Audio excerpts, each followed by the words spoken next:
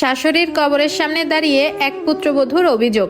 কেমন আছো মা? আমি চাই ওপরে তুমি ভালো থেকো। তুমি নেই আজ 5 বছর হয়ে গেল। লোকে বলে মৃত মানুষের নামে কোনো অভিযোগ করতে নেই বা মনে আনতে নেই, কিন্তু তোমার প্রতি যে আমার এক আকাশ পরিমাণ অভিযোগ, সেগুলো কোথাও প্রকাশ করতে না পেরে মনের ভিতরে গুমড়ে গুমড়ে শেষ হয়ে যাচ্ছি। আজ কিছুটা প্রকাশ করে মনের সেই ভার হালকা করে নিচ্ছি মা, আর সেই অপরাধের জন্য তুমি আমাকে ক্ষমা করো। জানো মা, তুমি বিনা দোষে 17 বছরই এক কিশোরীর মন ভেঙে দিয়েছো। তার সব স্বপ্ন তুমি গুড়িয়ে দিয়েছো অবেলায়। সংসার জীবন বানিয়ে দিয়েছো তিক্তময়। জীবিত থাকাকালীন সংসারে এতটুকু শান্তি দাওনি আমায়। তোমার সব প্রয়োজনে তবুও এই অকর্মা আমাকেই লাগতো, তাও তুমি বিন্দুমাত্র কৃতজ্ঞতা স্বীকার করনি কখনো। তুমি এতটা নিষ্ঠুরতম মা ছিলা যে গর্ভকালীন সময়েও একটা মেয়েকে ছাড় দাওনি কাছ থেকে। আমার গর্ভকালীন সময়টাই তুমি দিয়েছো আমায় বড় এক পাপের সাজা। তুমি তোমার মনের সকল রাগ উগরে নিয়েছিলে, আর তোমার ছেলে ছিল নির্বাক, যা মনে করলে এখনো আমার রুহ কেঁপে উঠে। সেই কালো অতীতের কথা আমি ইহজন্মে কখনো ভুলতে পারবো না।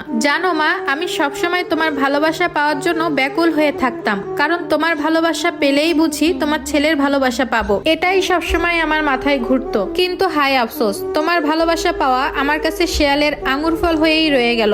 তুমি খুব ভাগ্য করে একটা ছেলে পেয়েছিলা মা, তার মনে আমার জন্য একটুও ভালোবাসা জন্ম নেয়নি। যদি তোমার ভালোবাসাতে কখনো কম পড়ে, তাই তো আমিও তাকে আমার স্বামী না বলে তোমার ছেলে বলেই সম্বোধন করলাম। আমি মনে করি সে একটা মেরুদণ্ডহীন কাপুরুষ, যে কখনো কারো স্বামী হওয়ার যোগ্যতা রাখে না। এরা শুধুমাত্র মা ভক্ত ছেলে হয়েই থাকে। চিন্তা করো না মা, তোমার অনুপস্থিতিতে সে আমাদের ভালোবেসে তোমায় ভুলে যায়নি। তোমার কথা মনে করে এখনো সে খুব কাঁদে, প্রতি কথাই তোমাকে মিস করে। তুমি তো খুশি মা? এবার আমি কেমন আছি শুনবে না মা? শুনো তবে। আমি ভালো আছি মা, তুমিহীন আমি ভীষণ ভালো আছি। আমি এও জানি এই কথা বলার পর আমি সমাজের সবচেয়ে বেশি ঘৃণিত পুত্রবধূ হব। তবুও বলবো, তোমার মৃত্যুর পর থেকে আমি ভীষণ ভালো আছি। তোমার মৃত্যুর কয়েকদিন পরেই আমি জবটা ছেড়ে দিয়েছি। জানো মা, তুমি চলে যাওয়ার বছর খানিক পরেই আমার একটা ছেলে হয়েছে। সব থেকে অবাক বিষয় কি জানো? আমার ছেলেটা দেখতে অনেকটা তোমার মতো হয়েছে।